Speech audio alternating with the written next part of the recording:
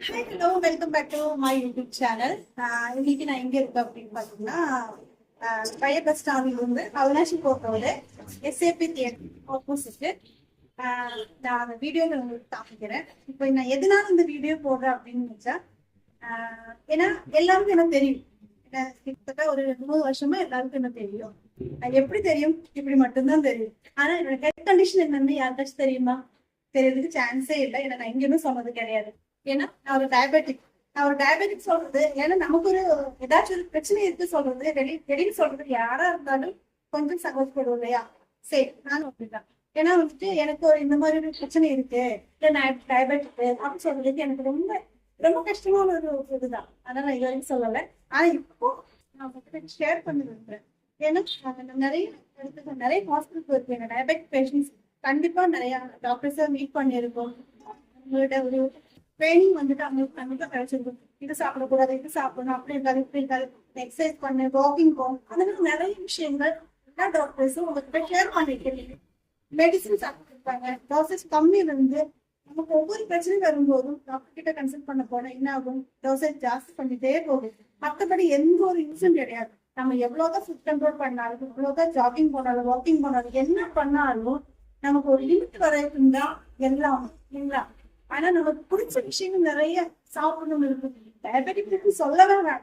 நிறைய விஷயங்கள், நிறைய ஃபுட் எல்லாம் நிறைய சாப்பிடணும்னு இருக்கும். ஆனா எதுவுமே சாப்பிட முடியாது. நீங்க ரொம்ப அப்படி இருக்கும் இல்லைங்களா? ஏன்னா டயபெட்டிக் ஆகும்போது தெரியும். எனக்கு அது இருக்குது. நிறைய விஷயங்கள் அது சாப்பிடணும், என்ன பண்றது சாப்பிட முடியல அப்படின்னு நிறைய நான் ஃபீல் பண்ணியிருக்கேன்.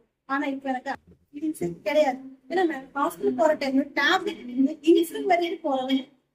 இப்போ நான் எடுத்துட்டு இருந்தது இன்சுலின் தான். இன்சுலின் வந்து ஒவ்வொரு டைம் ஹாஸ்பிட்டல் டாக்டர் கன்சல்டேஷன் போகும்போது இன்சுலின் டோசேஜ் ஜாஸ்தி பண்ணி தான் கொண்டு வந்து தவிர எனக்கு எந்த ஒரு மாற்றமும் கிடையாது. ஒவ்வொரு டைம் நான் வந்துட்டு பிபி, பாசிங் பிளட் சுகரோ, பாஸ்பான் பிளட் சுகர் எடுக்கிற டைம்ல எனக்கு அது எப்பவுமே இன்க்ரீஸா தான் இருக்கும்.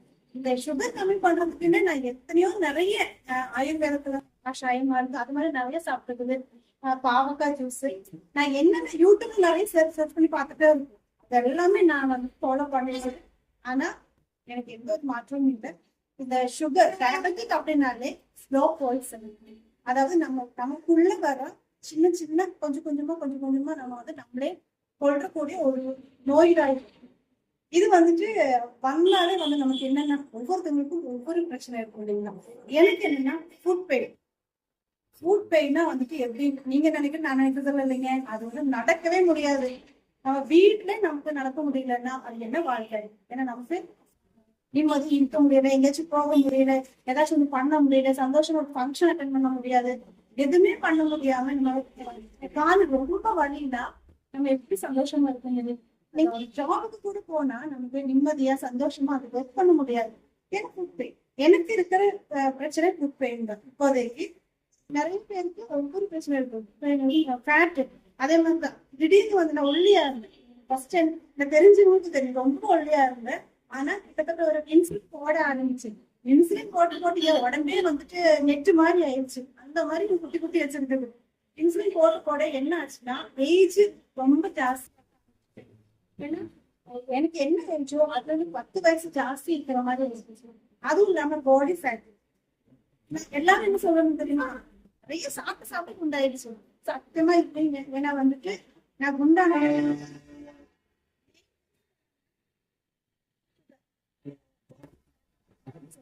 என்னோட ஐடியல் வெயிட் இருந்து நான் எங்கேயோ போயிட்டேன்.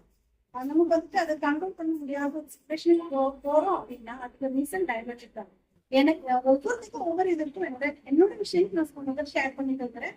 ஆனா நம்ம இந்த சென்டருக்கு வந்ததுல இருந்து நான் இதோட ஆக்டிவா இவ்வளவு ஹாப்பியா உங்களுக்கு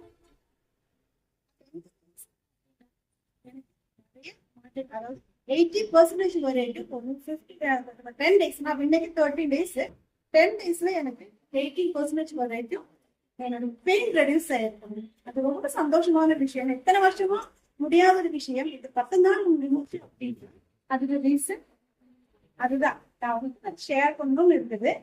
அதுல என்னென்ன பண்ணணும், என்னென்ன பண்ணக்கூடாதுன்னு எந்த விஷயம் கிடையாது. எல்லாமே பண்ணணும். எப்படி பண்ணணும் அப்படியெல்லாம் இருக்குது. அதெல்லாம் வந்துட்டு நம்ம சென்டருக்குள்ள போகலாம். சென்டருக்குள்ள போய் அங்க கோச்சஸ் இருக்கும்.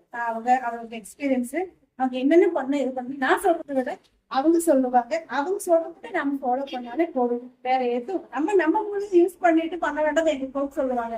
அதேதான் நம்ம என் மொழி யூஸ் பண்ணி நான் எதுவுமே பண்ணலைங்க. என் கோச் என்ன சொல்றாங்களோ, தண்ணி குடிக்கிறதுல இருந்து சாப்பிடுறதுல இருந்து தூங்குற வரைக்கும் என்ன சொல்றாங்களோ அதே படி நம்ம ஃபாலோ பண்ணாலே போதும். எல்லாமே பாசிட்டிவா வரும். வாங்க நம்ம